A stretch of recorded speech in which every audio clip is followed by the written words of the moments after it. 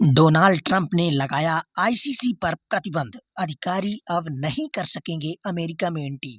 तो दोस्तों, एक बहुत बड़ी जानकारी फाड़ कर सामने आ रही है कि अमेरिकी राष्ट्रपति डोनाल्ड ट्रंप ने एक कार्यकारी आदेश पर हस्ताक्षर किए हैं जो अंतर्राष्ट्रीय आपराधिक न्यायालय पर प्रतिबंध लगाता है। व्हाइट हाउस के एक अधिकारी के अनुसार ये प्रतिबंध आईसीसी द्वारा अमेरिकी नागरिकों और उसके सहयोगियों की जांच के जवाब में लगाए गए हैं और इन प्रतिबंधों के तहत आईसीसी के अधिकारियों के अमेरिका में प्रवेश पर प्रतिबंध लगाया गया है।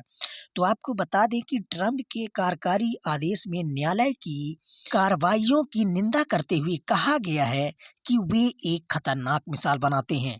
कार्यकारी आदेश उन व्यक्तियों और उनके परिवार के सदस्यों पर वित्तीय और वीजा प्रतिबंध लगाता है जो अमेरिकी नागरिकों या उनके सहयोगियों से संबंधित आईसीसी की जांच में सहायता करते हैं। तो आपको बता दें कि ट्रंप द्वारा उठाए गए इन कदमों का उद्देश्य ये है कि अमेरिकी हितों के खिलाफ प्रयासों में शामिल लोगों को दंडित करना है। यह कदम सीनेट डेमोक्रेट्स द्वारा हाल ही में आईसीसी को प्रतिबंधित करने के रिपब्लिकन नेतृत्व वाली पहल पर रोक लगाने के बाद उठाया गया है। तो रिपब्लिकन के गाजा में इजराइल की सैन्य कार्रवाइयों में उनकी संलिप्तता के कारण इजराइल के प्रधानमंत्री बेंजामिन नेतन्याहू और पूर्व रक्षा मंत्री के लिए आईसीसी द्वारा जारी गिरफ्तारी वारंट का विरोध किया गया था, जिसमें नेतन्याहू फिलहाल वाशिंगटन में हैं और यह पहली बार नहीं है जब अमेरिका ने आईसीसी के खिलाफ जवाबी कार्रवाई की है।